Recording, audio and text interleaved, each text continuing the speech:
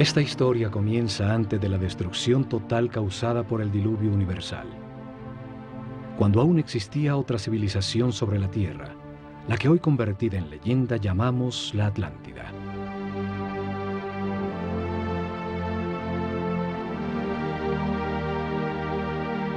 Tenían una sabiduría producto de la evolución de la conciencia del hombre durante miles de años, de las verdades comprendidas sobre el funcionamiento del universo y del proceso que llamamos vida.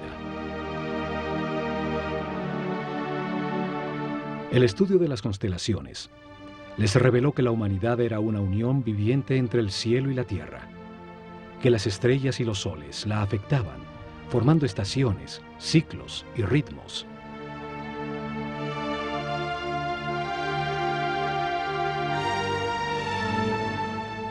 Sabios sacerdotes de la Escuela de Conocimiento de Naakal, en la Atlántida, descubrieron que el planeta estaba en los momentos finales de uno de estos ciclos.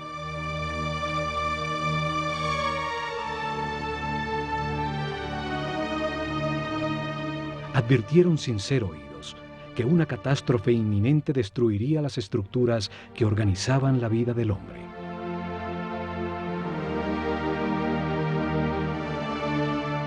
Sin apoyo del grueso de la población, construyeron unos pocos barcos cerrados por todos los lados y los protegieron con campos electromagnéticos de fuerzas que podían penetrar y disolver la materia. Dirigidos por el sumo sacerdote Chiquitet Arelish Bomalites, subieron a bordo con sus familias, unos pocos instrumentos, algunos animales domésticos, y hacia el este se alejaron de la Atlántida.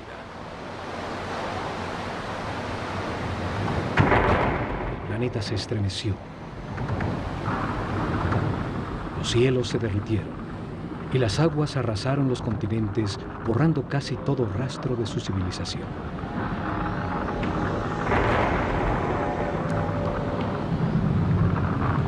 Como evidencia en dos lugares muy cerca a Egipto, se encontraron unas gigantescas losas de piedra, llamadas megalitos, que por su enorme tamaño, peso y difícil ensamblaje, demuestran una tecnología desaparecida, seguramente de la civilización atlante.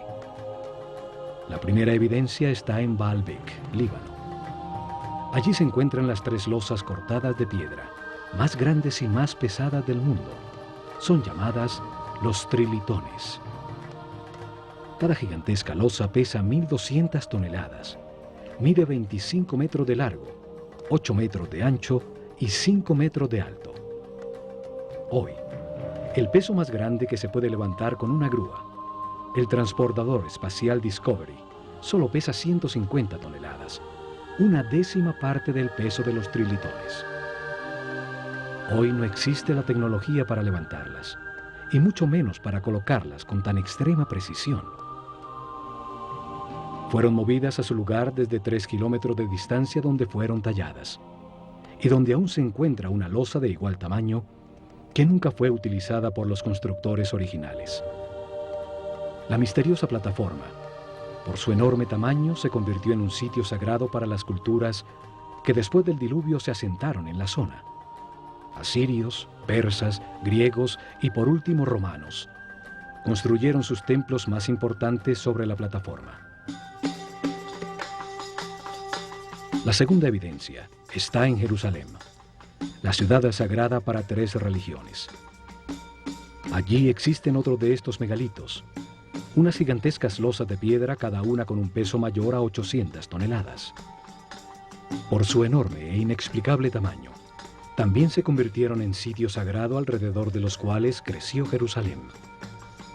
Forman parte de la enorme plataforma que sostuvo al templo de los judíos y que hoy soporta la mezquita de El Aqsa y el Domo de la Roca. Las losas son parte de los cimientos del mismo Muro de los Lamentos. Hoy se llega hasta allí por un túnel que descubrió las enormes piedras. Los megalitos de Baalbek y Jerusalén formaban parte de construcciones desaparecidas por el cataclismo universal. Lograron permanecer en el sitio por ser tan masivas. Este cataclismo destruyó la civilización atlante.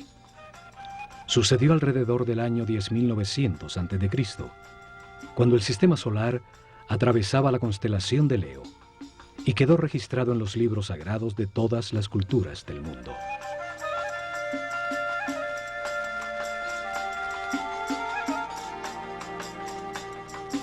Cuando el equilibrio se recuperó, los sacerdotes sobrevivientes al cataclismo desembarcaron en el centro de la superficie terrestre, en el sitio donde sabían que confluyen las fuerzas telúricas del planeta.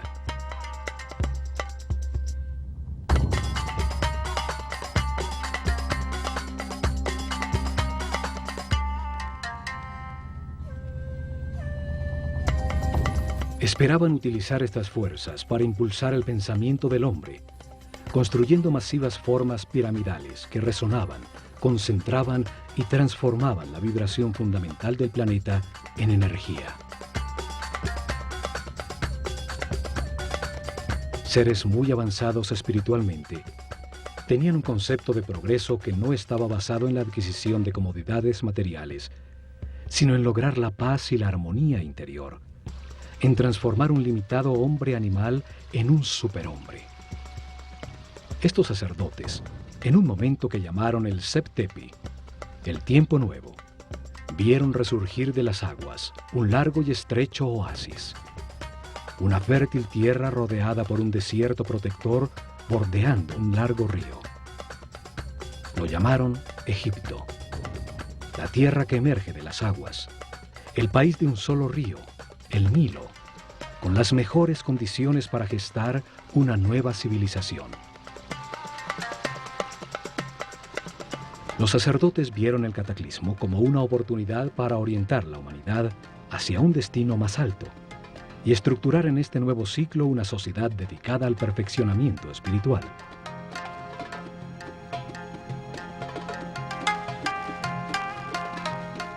La Esfinge demuestra los enormes ciclos de tiempo que consideraban en sus planes.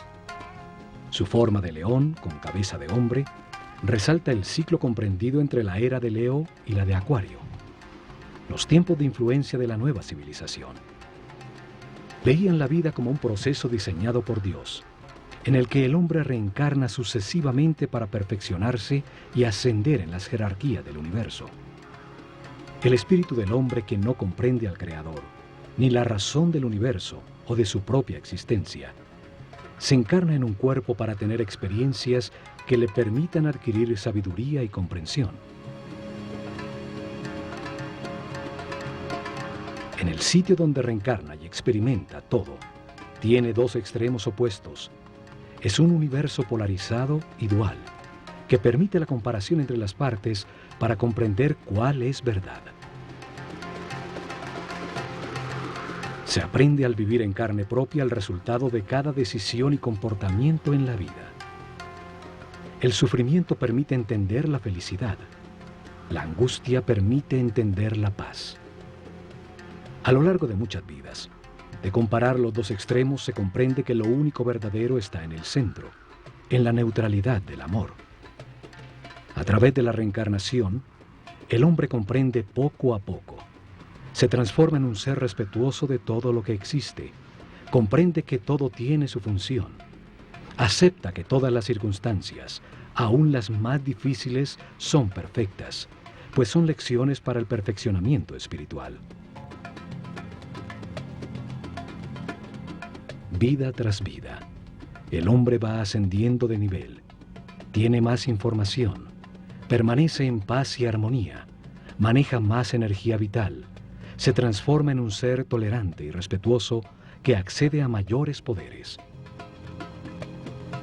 Comprende que en el universo dual, en las circunstancias contradictorias, lo único que no tiene polaridad es el amor. El amor es neutro, como Dios. Con el zodíaco de Denderá, enseñaron que este proceso de aprendizaje toma a cada espíritu un ciclo cósmico, 12 eras zodiacales.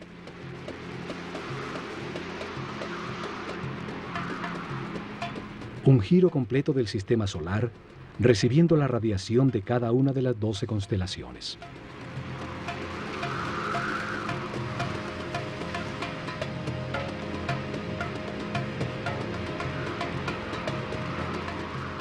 Durante estos 25.920 años, reencarna 700 veces en distintos cuerpos, lugares, tiempos, circunstancias, condiciones y personalidades. En cada vida aprende algo distinto. Cada vez nace influenciado de distinta manera por las fuerzas que irradian las estrellas. Así, todo ser vivo cumple un ciclo cósmico, en el que recibe la energía de las 12 constelaciones, la influencia de los cielos, que marcan ritmos y producen distintos estados. Conociendo la relación de este proceso de aprendizaje, de las vidas del hombre en la Tierra, con el movimiento del planeta y del sistema solar, a través de las constelaciones, rigieron sus planes por las estrellas. Estructuraron un método para revelar información sobre Dios, el universo y el proceso de perfeccionamiento durante miles de años. Una forma para mostrar al hombre qué es la vida y para qué existe. Establecieron unas fases para revelar información sobre Dios a su pueblo. Unas etapas que cambiarían con las eras zodiacales en la bóveda celeste. Épocas dedicadas a estudiar cómo Dios creó el universo y luego la conciencia del hombre. Cada fase de la revelación estuvo dirigida por un centro religioso que se construyó a lo largo de la columna vertebral de Egipto, el Nilo. Actuaron como los chakras o centros de transformación y distribución de energía e información al cuerpo del país.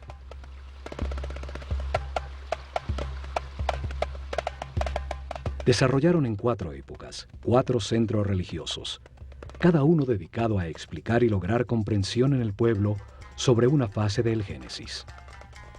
Cada uno dedicado a un momento distinto del único Dios, con nombres y formas simbólicas distintas.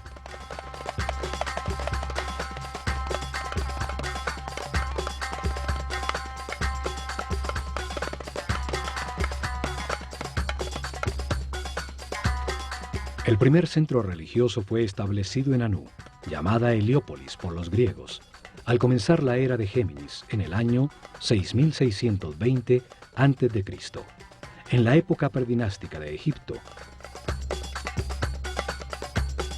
Una era dedicada a la simetría en el arte y en la arquitectura.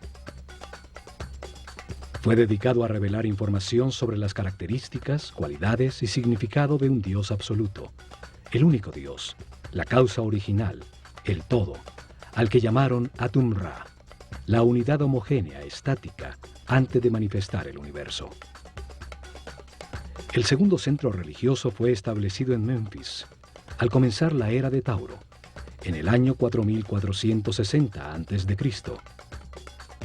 Fue dedicado a revelar información de otro momento de Dios, cuando manifiesta al universo, los planetas y los soles, cuando activa su voluntad, su energía divina y crea la materia. Llamaron Ptah a esta característica creadora de Dios. Durante esta época se nota la influencia de Mentú, el toro que representa la era de Tauro, en todo Egipto, aún en los nombres de los faraones. El tercer centro religioso fue creado en Hermópolis, dedicado a Tot. Así llamaron al único Dios, cuando multiplica la creación sobre la tierra con la diversidad de la naturaleza, las plantas y los animales. El cuarto centro religioso fue establecido en Tebas con la llegada de la época de Aries, el Ram, en el año 2300 a.C. Fue dedicado a revelar información sobre las características, cualidades y significado de Dios cuando crea a su imagen y semejanza la conciencia del hombre. Lo llamaron Amón-Ra. En esa época se da el momento culminante de la civilización. Se construyen cientos de templos donde las figuras de carneros predominan y los faraones incorporan Amón y Ram a su nombre.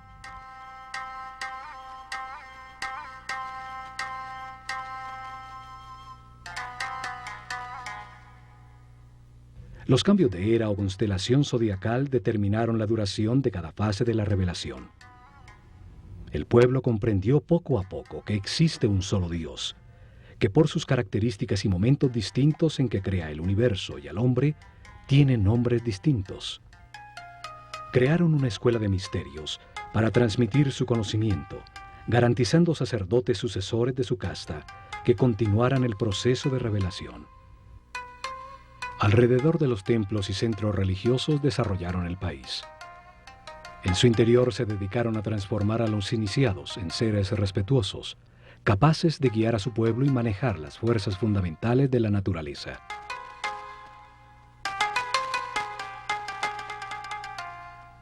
Escogieron sus discípulos entre todos los niños de Egipto por el nivel de conciencia y de sensibilidad que demostraban, dándoles la posibilidad de dedicarse a una vida de sacerdocio. Les dieron información sobre el proceso de perfeccionamiento a través de la reencarnación, sobre Dios y el universo. Les enseñaron ciencias, arte, religión y filosofía. Los entrenaron en ejercitar su autocontrol. Aprendieron a conservar su energía vital, a comprender la importancia del respeto y el libre albedrío, acelerándoles el proceso evolutivo. Los convirtieron en los sucesores de su casta, sacerdotes con el conocimiento y el poder que éste produce, y la misión de guiar al pueblo en un camino de perfeccionamiento general. Se han encontrado estatuas de sacerdotes, unas saliendo de un cubo, otras representados como escribas, seres con el conocimiento. A unos pocos le adicionaron a su nombre la palabra Hotep, que significa sabio, como Amenhotep o Amenhotep, hijo de Apú, como reconocimiento a su sabiduría.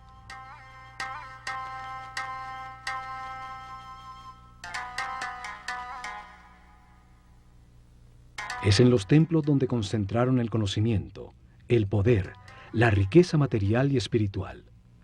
Desde allí impulsaron la organización desde la nada de la civilización egipcia.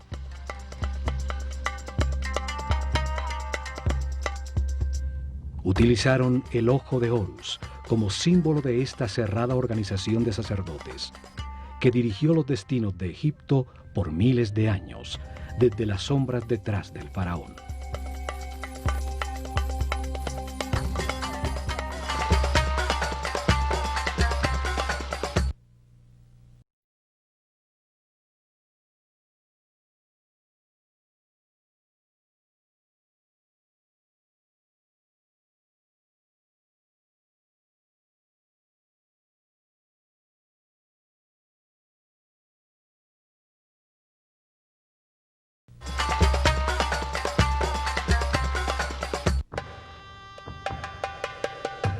La Escuela de Misterios utilizó el ojo de Horus como su símbolo, una firma que aparece en los muros de todos los templos de Egipto. Un símbolo trae a la mente, evoca lo comprendido de su forma, su acción principal, transmite una idea de manera muy simple, más allá de las palabras. Su significado puede ser entendido miles de años después de haber sido dibujado.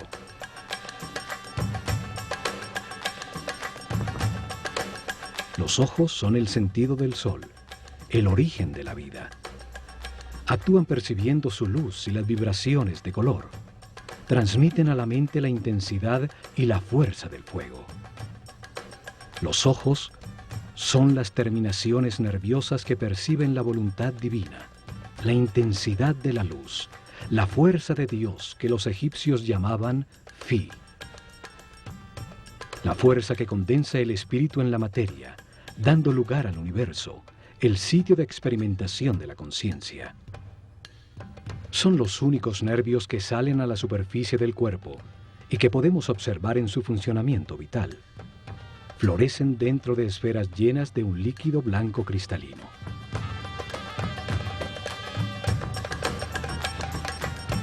Los ojos simbolizan la dualidad.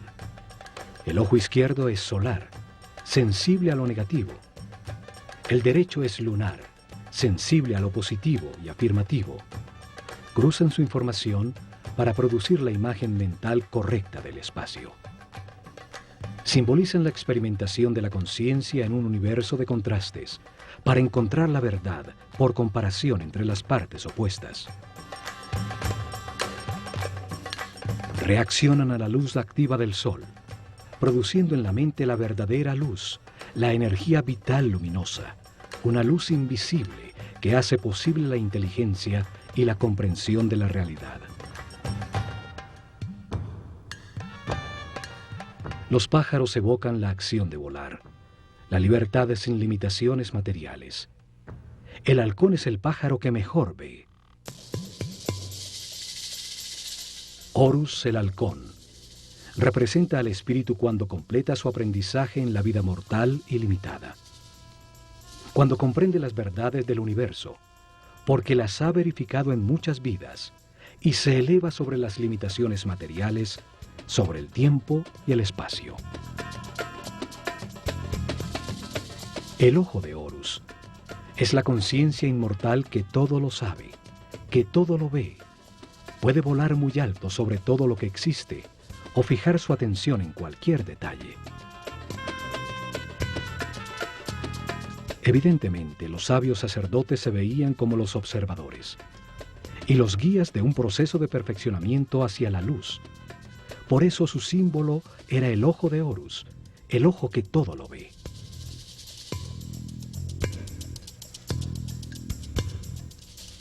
Desde los templos, los sacerdotes del ojo de Horus guiaron en paz y armonía el perfeccionamiento espiritual del pueblo, revelando información sobre Dios, el universo y el proceso que sufre la conciencia del hombre.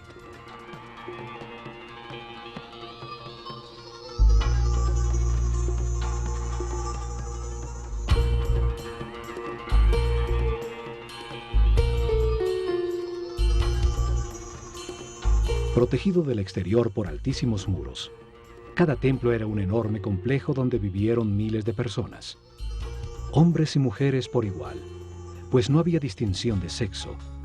Dedicaban por lo menos 21 años de su vida a recibir información y entrenamiento para convertirse en sacerdotes o sacerdotisas.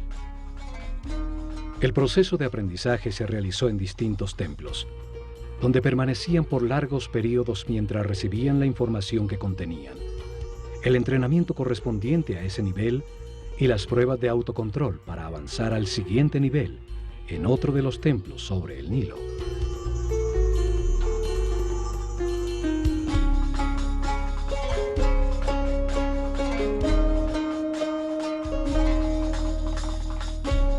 Cada templo fue una biblioteca viva con información especializada. Cada uno tenía una lección distinta sobre el universo o la razón de la existencia. Cada templo contenía en su interior un tema sagrado distinto con información que da sentido a todo lo creado.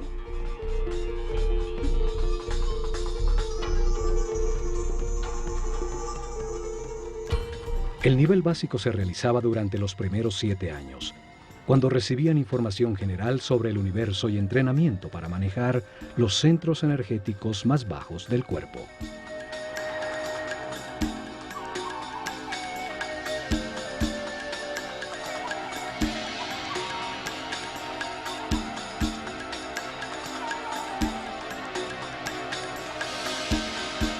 Tenían templos como el de Komombo, dedicados a entender la necesidad de un universo dual y polarizado, para permitir a la mente comparar entre extremos opuestos y así comprender qué es verdad.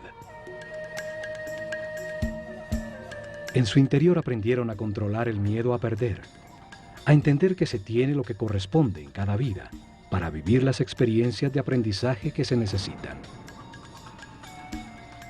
Tenían instalaciones para despertar el miedo a la muerte, aprender a controlarlo y entender que la muerte es solo un paso a otra experiencia de aprendizaje.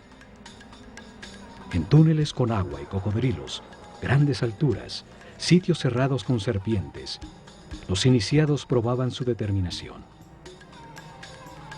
Allí recibieron información para superar el miedo a ser abandonado, los instintos de agresión y defensa, a entender la existencia de programas mentales inconscientes que generan reacciones automáticas para poder controlarlos. En el templo de Luxor, en Tebas, se transmitieron los conocimientos que tenían sobre el funcionamiento del cuerpo y entrenamiento para lograr que la conciencia no se identificara con él.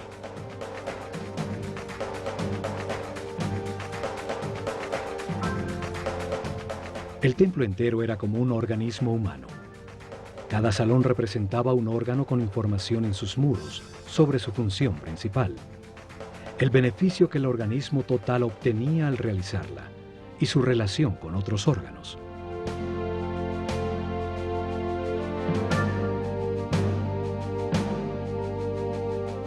En su interior realizaron ejercicios de concentración y de movimiento, guiando su mente a cada órgano, hasta que hicieron consciente el cuerpo entero y lo manejaron a voluntad como un excelente instrumento.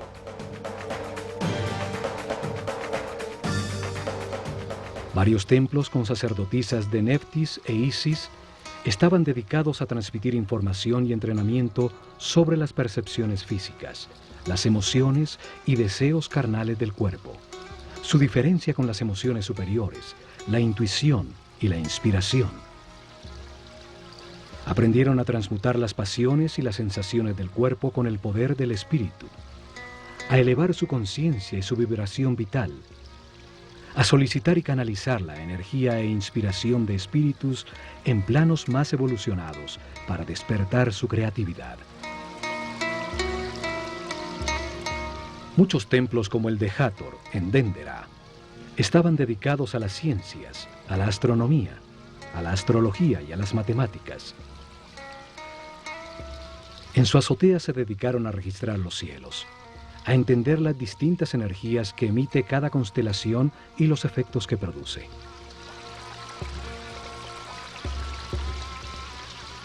Siguieron día a día los designios de las estrellas, controlando la duración del año solar, la fecha exacta del desbordamiento del Nilo, el momento en que la Tierra cambió de la era de Tauro a la de Aries, los ciclos que afectan el proceso de evolución.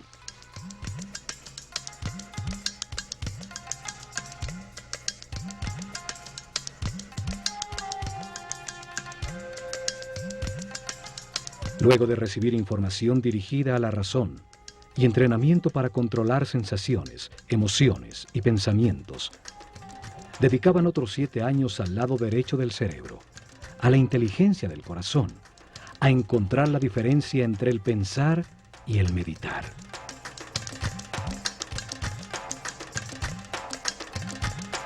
El templo de Karnak, el más grande de Egipto, estaba dedicado a la conciencia, a analizar las fuerzas que la moldean, a entender el proceso de evolución y a acelerarlo utilizando la concentración en conceptos, palabras, sensaciones, puntos exactos o movimientos.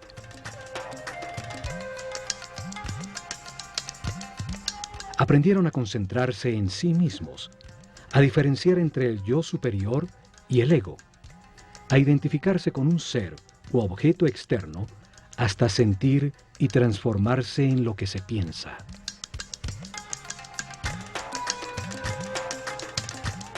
Realizaron ejercicios de telepatía en cercanía física, luego a distancia en un momento determinado del día, hasta aprender a comunicarse mentalmente en cualquier momento.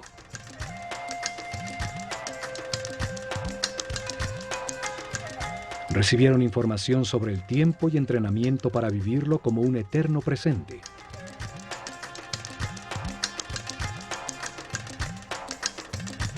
Entendieron que pensar es comparar para conocer, y que cuando todo se sabe ya no se piensa ni se compara. Aprendieron a cambiar de estado o nivel vibratorio, a manejar las circunstancias externas, logrando el equilibrio emocional como una decisión mental interna.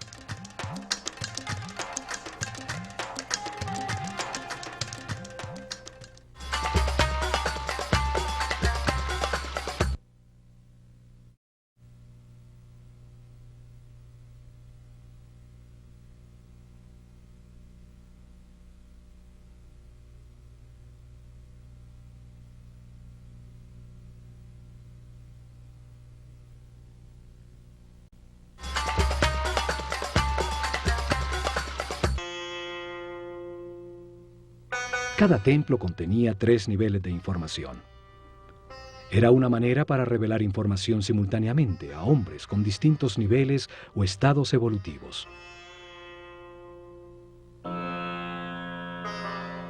El primer nivel transmitía información básica dirigida al pueblo. Cada templo contaba una sencilla historia llena de símbolos y personajes fantásticos. Un drama sagrado fácilmente comprensible. Las ideas eran expresadas como mitos en forma de historia.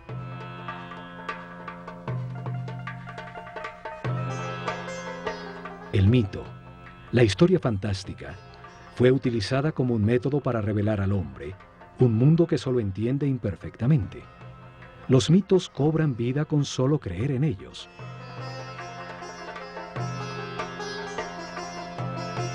Inventaron personajes con características simbólicas, con formas que traen a la mente su función y actividad principal, que participaban en sencillas historias, parábolas que cuentan verdades sobre la naturaleza humana, sin lo árido o lo abstracto de la filosofía o la metafísica.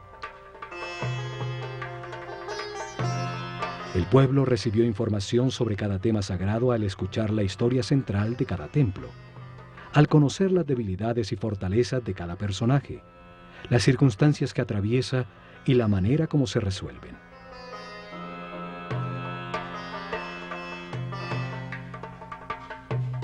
Utilizaron un segundo nivel de información dirigido a los discípulos, seres con un nivel espiritual más elevado, y a los que se les explicaba directamente el mismo tema sagrado, de una manera más concreta y profunda.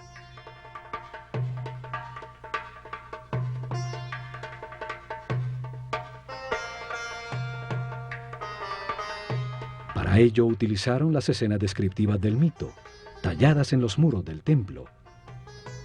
Se les explicaba a cada personaje lo que simboliza en el universo, la parte del proceso de perfeccionamiento que representa, el porqué de su forma, su comportamiento y su función principal.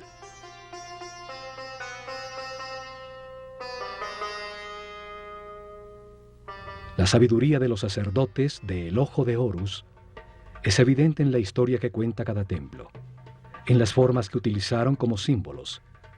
El solo verlos trae a la mente la acción vital que representan o la cualidad que se gana al hacerla.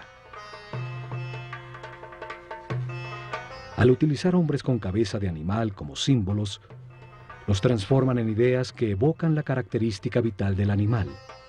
Traen a la mente la función que el animal cumple en el universo.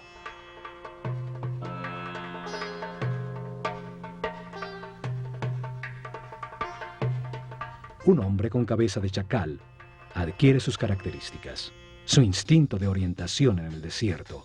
Siguiendo sus huellas, siempre se llega a tierra cultivada. Es entonces un excelente guía. Cada símbolo evoca una comprensión. La forma simple de un pájaro evoca en la mente el vuelo, la libertad. Un disco solar sobre la cabeza de un hombre habla de su claridad, de la sabiduría que irradia, de la información que tiene, del nivel de su conciencia.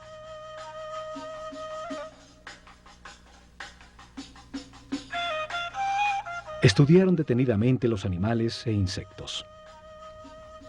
Así recolectaron un profundo conocimiento sobre su vida, sobre su actividad principal, sobre sus características vitales, los hábitos que desarrollaba para lograrlo, su dieta alimenticia, la duración de su gestación, sus hábitos sexuales, el sentido principal de su existencia.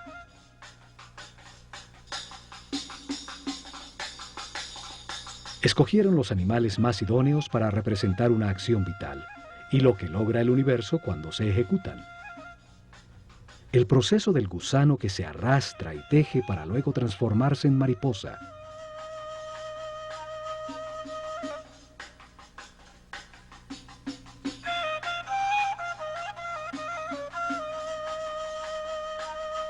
Entre todos los pájaros, el halcón es el que mejor ve. Tiene un cerebro óptico, con la vista más perfecta y desarrollada. Por eso es escogido como símbolo para representar esa función vital, el sentido de la vista. Una figura humana con cabeza de halcón es un ser que todo lo ve, que domina el panorama, viendo perfectamente cada uno de los detalles en los que enfoca su atención.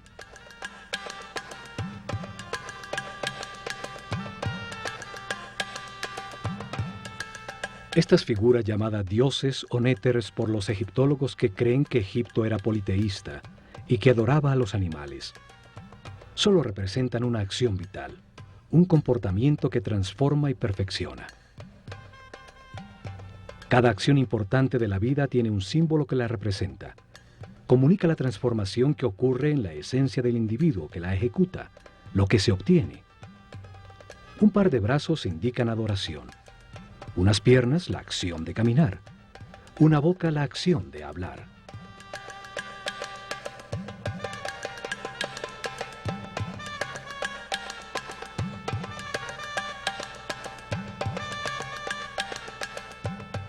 Y por último, en un tercer nivel de información, cada templo guardó un código secreto embebido en el símbolo mismo, solo conocido por los altos sacerdotes y maestros, con información sobre fuerzas y energías fundamentales, cómo controlarlas y utilizarlas para prestar servicio a su pueblo.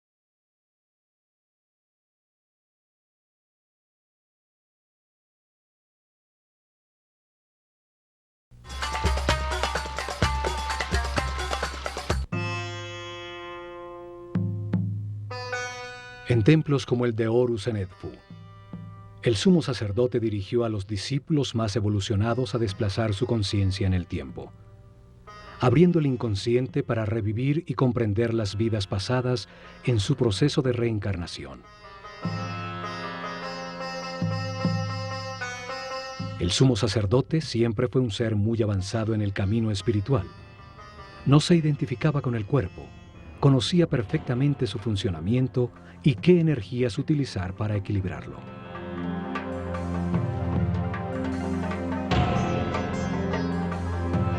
Controlaba desde su centro nervioso en la corona el más alto nivel de energía vital. Permanecía en un eterno presente irradiando amor, guiando y sirviendo con su divino poder.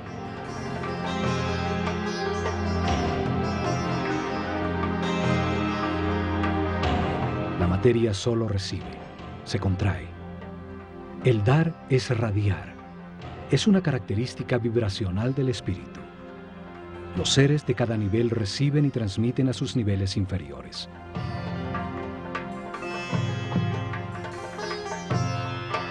En sus salones entendieron que la realidad está compuesta de 7 niveles de energía vibracional, 7 corrientes energéticas con 7 distintos niveles de poder o fuerza.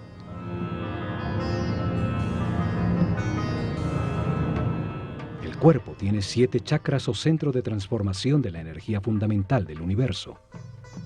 Cada ser humano en su vida presente utiliza uno de esos 7 centros dependiendo del nivel de evolución de su conciencia. A mayor comprensión del universo, más respeto, más alto el chakra o centro nervioso que utiliza para transformar la energía. Mayor cantidad de energía procesa diariamente y más poderes trascendentales tiene. El sumo sacerdote podía controlar las fuerzas fundamentales por el altísimo nivel de energía vital en que permanecía su organismo. Su sistema neural tenía una resistencia correspondiente con ese nivel de energía.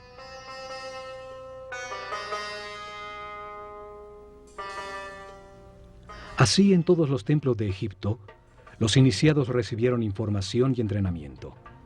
Aumentaron paulatinamente su nivel de energía vital y de manera correspondiente el nivel de resistencia de los nervios de su cuerpo.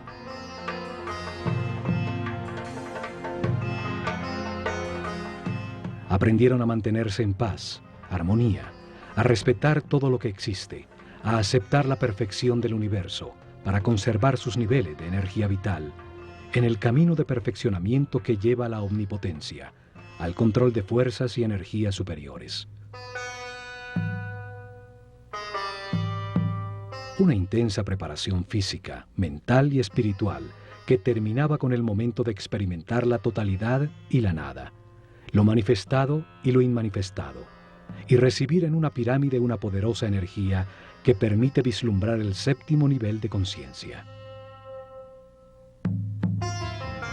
Durante la era de Tauro, se dedicaron a experimentar con una forma piramidal de tecnología resonante que transformaba las vibraciones del planeta en energía. Un conocimiento heredado que había de llevar a la práctica.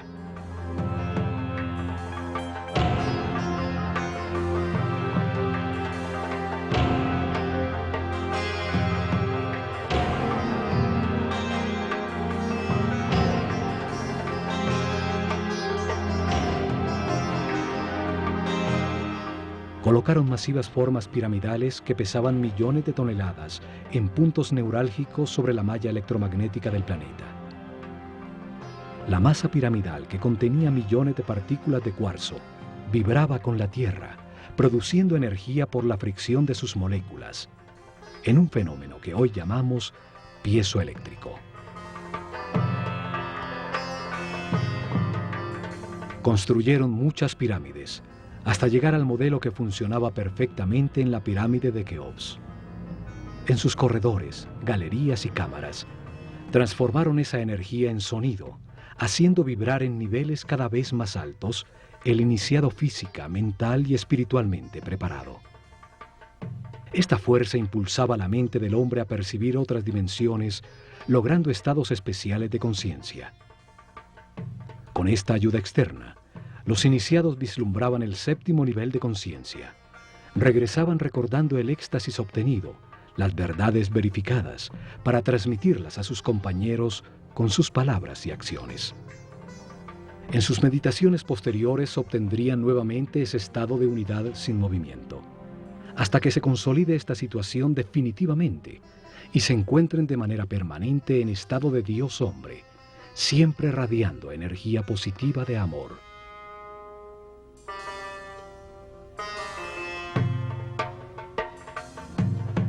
Los conocimientos sobre las formas puras del universo, los bloques básicos con los que se organiza la energía y la materia, fueron fundamentales para el desarrollo de la civilización egipcia. Hoy llamamos a esas formas puras sólidos platónicos. 5 polígonos con sus lados y ángulos iguales, basados en triángulos equiláteros, la forma divina que no tiene tensiones. Utilizando estas formas pudieron producir efectos de resonancia y concentración energética para elevar la percepción de la conciencia, para lograr efectos de superconductividad con los que se anula la fuerza de gravedad. Hoy se ha descubierto que el planeta tiene puntos neurálgicos, llamados nodos diamagnéticos, donde se puede controlar la fuerza de gravedad del planeta y producir fenómenos de superconductividad. La superconductividad permite amplificar o disminuir la fuerza de gravedad. Al aumentar el peso de las losas de piedra, se enterraban como cimientos sin necesidad de excavar para lograrlo. Al disminuirla, las hicieron livianas, para empujarlas y moverlas fácilmente desde lejanas canteras. En la isla de Segel, se encontraron hieroglifos con fórmulas e ingredientes para producir una especie de concreto que parece roca. Científicos franceses lo han descifrado parcialmente.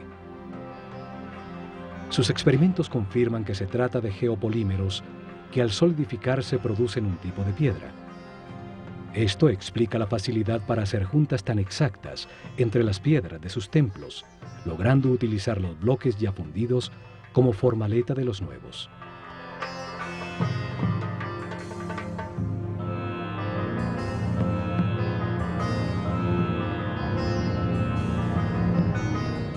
Pero lo más importante fue su visión de que la vida es un proceso diseñado por Dios para ampliar la conciencia del hombre. Que el espíritu del hombre se encarna repetidamente en un cuerpo para comprender la armonía por los resultados de sus decisiones.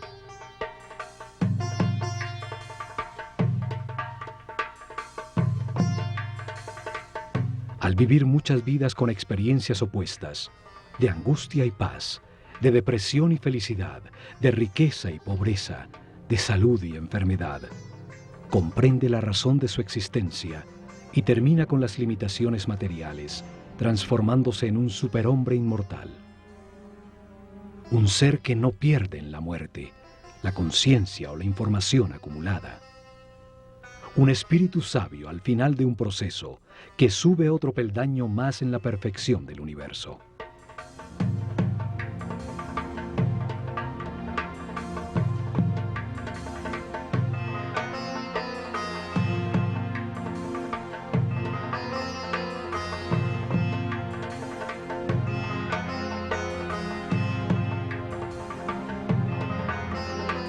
El hombre reencarna muchas veces. Al principio su animalidad es dominante. La intolerancia y la agresión determinan una vida de sufrimiento. Poco a poco, se satura del dolor y al buscar remediarlo deja de atacar. Encuentra la paz y con ella altos niveles de energía vital.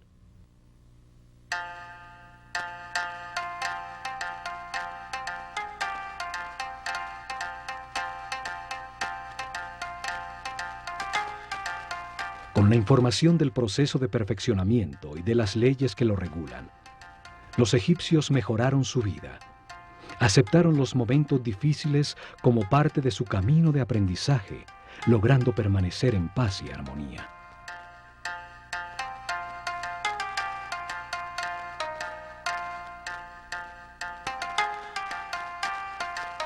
Los templos se revelaron como hombres en un mundo de dolor.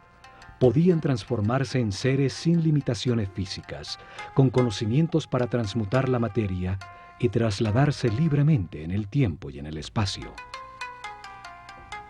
En medio de las contradicciones de cada vida se aprende algo y se renace un poco más sabio. En la polaridad entre la luz y la oscuridad, entre el miedo y el amor, se aprende a encontrar la paz y la armonía, a mantener la energía vital.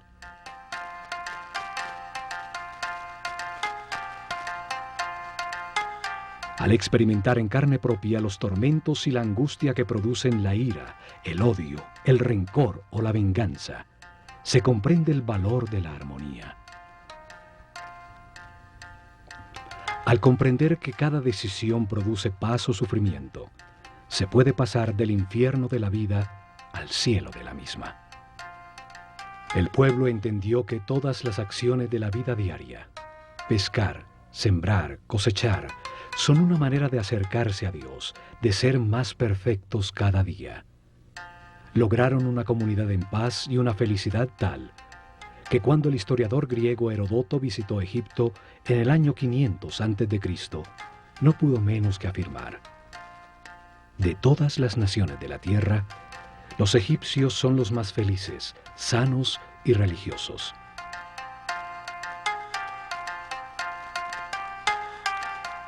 Sin embargo, no tenían una palabra en su idioma que significara religión. No veían ninguna diferencia entre lo sacro y lo mundano. Se veían como los encargados de comprender que Dios, el universo y el hombre forman una unidad manifestada por amor.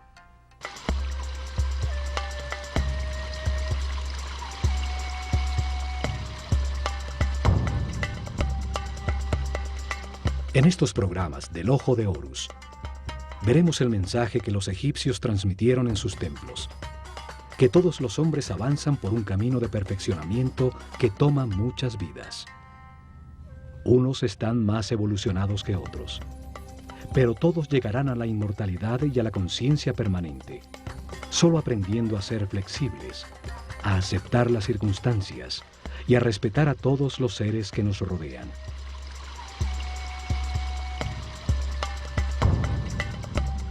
El camino puede ser de sufrimiento o de paz y armonía.